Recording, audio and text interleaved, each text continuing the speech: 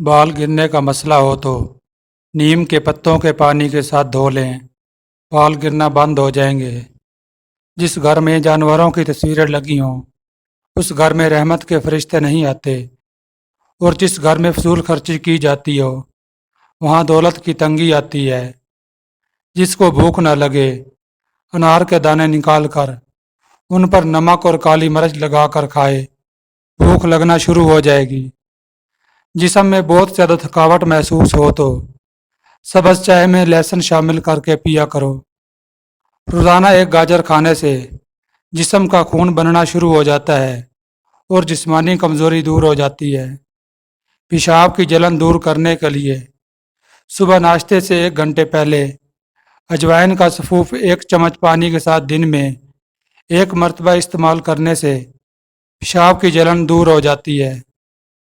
Sir में खुश्की बहुत ज़्यादा हो तो दही में मुल्तानी मिट्टी मिलाकर उसे मिक्स करके सर पर लगाकर सर को धो लें। सर की खुश्की बिल्कुल ख़त्म हो जाएगी। निहार मुँह फालसे खाने से मैदे की तेज़ाबियत हमेशा के लिए ख़त्म हो जाती है। खालिस पीसी हुई हल्दी 1 किलो पानी में उबालें। सुबह शाम पानी से गरारे करें। इंशाल्लाह हलक और ज़बान के छाले बिल्कुल ठीक हो जाएंगे। गोश्त खाओ, जिस्म का गोश्त बढ़ेगा।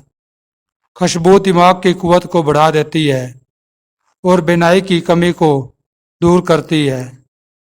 जिनको उल्टा लेटकर सोने की आदत हो ऐसे लोगों को दिल का दौरा जल्दी होता है। जो रोटी से कबल पानी पीते हैं वो जान लें लंबी उम्र पाते हैं और सेहतमंद रहते हैं। सोने से कबल अखरोट खा लिया करो, इससे आपके दिमाग को ताकत मिलती है।